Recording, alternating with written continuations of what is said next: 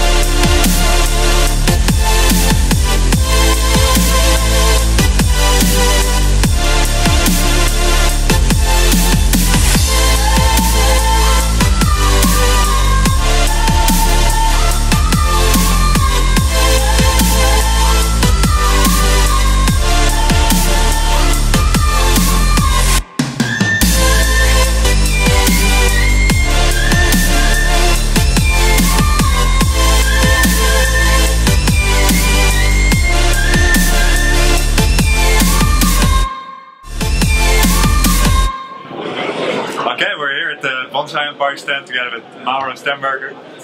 He's doing a small talk about substrate, soil. Strategy on repotting bonsai tree in a small container with love and passion. And good soil. Exactly.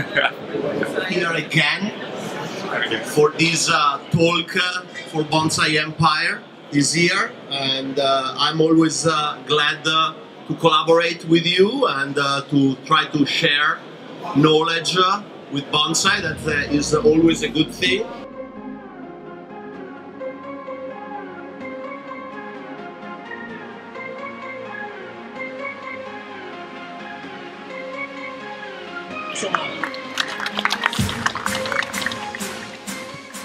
Hello guys, first demo here at the Trophy. I'm gonna work on this Scots pine that actually I collected 4 years ago.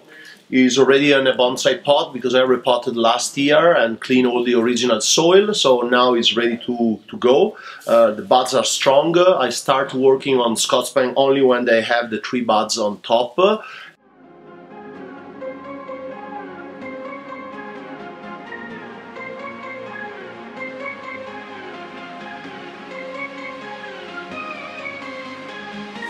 So guys, today my helpers will be Hakim from Germany and Christopher from Puerto Rico. Michifico. Say hi. Hi.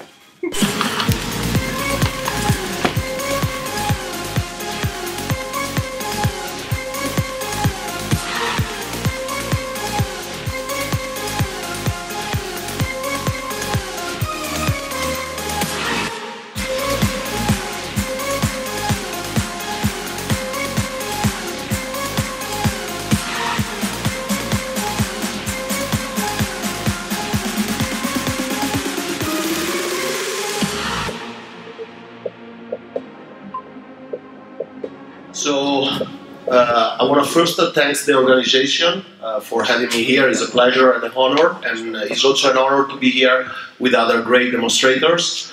The tree has a lot of character, some interesting features, some very interesting knees, big bending on the trunks. Last year in spring I potted the tree, this first bonsai container, removing almost all the original soil and put the tree in pumice and akadama. The tree is strong. On my Yamadori I always wait 2, 3, 4 years until they start showing a lot of strength in the buds. So as you can see here, we have 3 buds. That's the sign that the tree is ready. So it's ready to be styled and, you know, set the first bones for the future bonsai. I was always debating myself about the front of the tree. Originally I was looking at the tree from this side. The base is a little bit weak, but have this interesting central part of the tree with a nice twisty gene, this top gene. This part of the branch is a little bit boring, but I have eventually these branches that I can use to cover this section. And the other interesting part is this side here, where I have actually the 2 twists in front. I just need to lift up a little bit the tree. I kept this branch kind of a safety branch, eventually for the style I will use if I need it. Eventually my plan is to compact the tree as much as I can. So when I was looking at the third front, that actually is this angle here, where I can see all the 2 twists, I was thinking to lift the tree up and eventually create a cascading branch with that section and reuse this long branch to rebuild kind of a top. But basically, the front I like the most is actually also the most simple one, that is this part, where I can have a nice strong base that is very important for a pine. Nice movement, very good dynamism, and good branches coming from the back. I always like on these longy, twisty branches to come from the back and kind of frame the trunk. For me, the trunk is the main subject of the composition, of the bonsai composition. So basically, what I'm going to do, I'm going to remove that safety branch I kept, and I will try to create a nice, compact and dynamic tree using this part here and the branch coming from the back, so I can hide that section of the trunk that is kind of the problematic section, but I still need it because it's bringing me some nice green. And I feel that from this side I can really highlight the best the movement of the tree. So let's do it.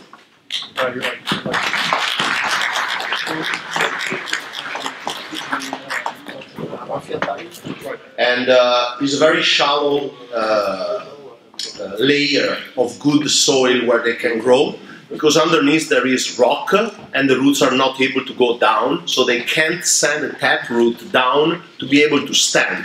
So they basically snake down the hill, but also the soil along the centuries is sliding, so the trees slide down the hill and rotate. So that's the reason every time the tree tries to get his way to reset all the foliage up to reface the sunlight. So that's the reason why most of the time we, not most of the time, you know, when we are lucky enough, we find material with so much of a twist on the trunk. And it's also the reason why most of the time they have this spiraling trunk.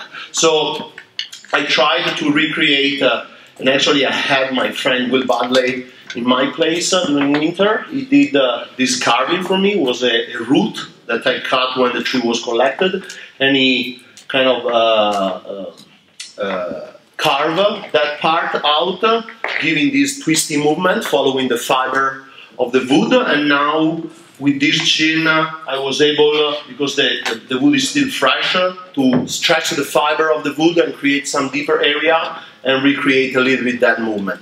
So now the guys are putting raffia on the two structural branches that we are gonna bend to set the bones of the tree, and then we're gonna wire everything and set the fine branches. And here I haven't put any raffia because the movement would be pretty simple, just pushing inside this negative space the twisty branch. So I will use a guide wire from this point or this point where I create already an anchor and push it here. So I will kind of squish together the tree, the structure of the tree, and then I can come out with the branches. I like to, especially on a tree like this that has a lot of movement, I want to crash the structure together and then come outside with the branches in the position I need, as I said, to frame the trunk. So now we keep wiring, and then as soon as I will start some of the structural movement, I will tell you. So I already put the two anchors for the structural bending.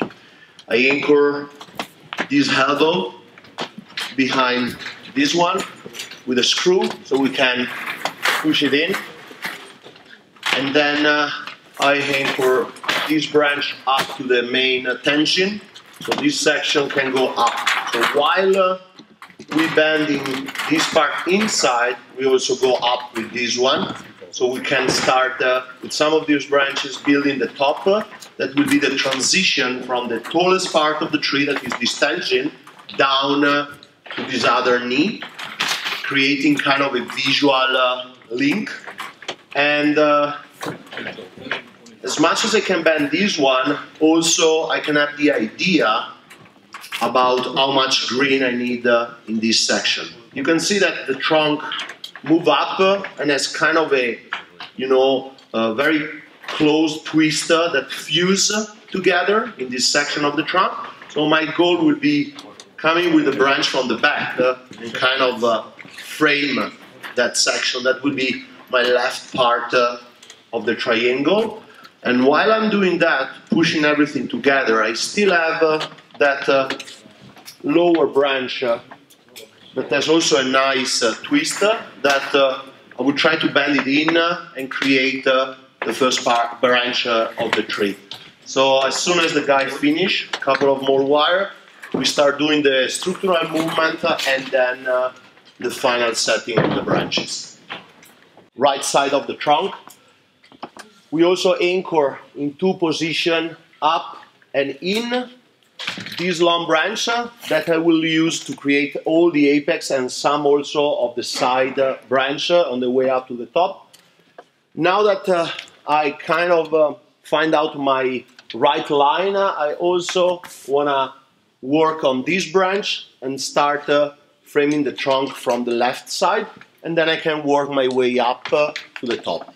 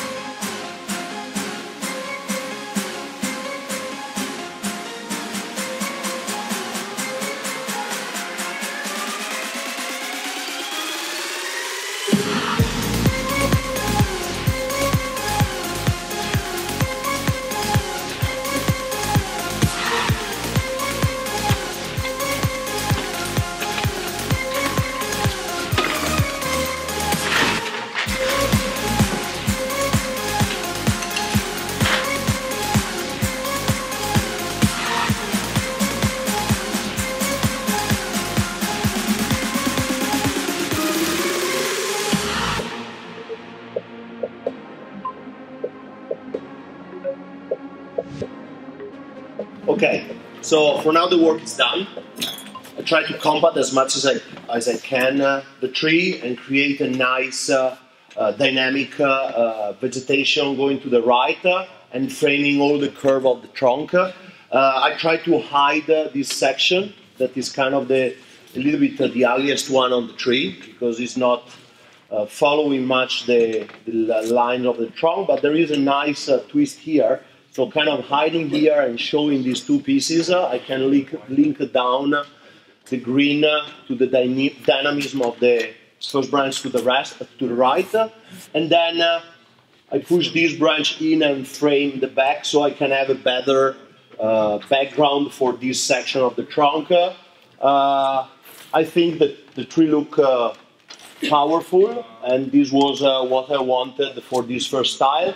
There will be a little bit of pushing back in the future. I left a lot of the strong end to get the tree to not lose too much strength from the tree, and then in 1 or 2 years I can compact a little bit more and do eventually some more definition of the lines. But for now was not important. Now was most of all a structural work to define really the way that this tree has to go for the future. I visualize these trees kind of in a square pot, a little bit taller, to really follow this line to the right. And see you tomorrow.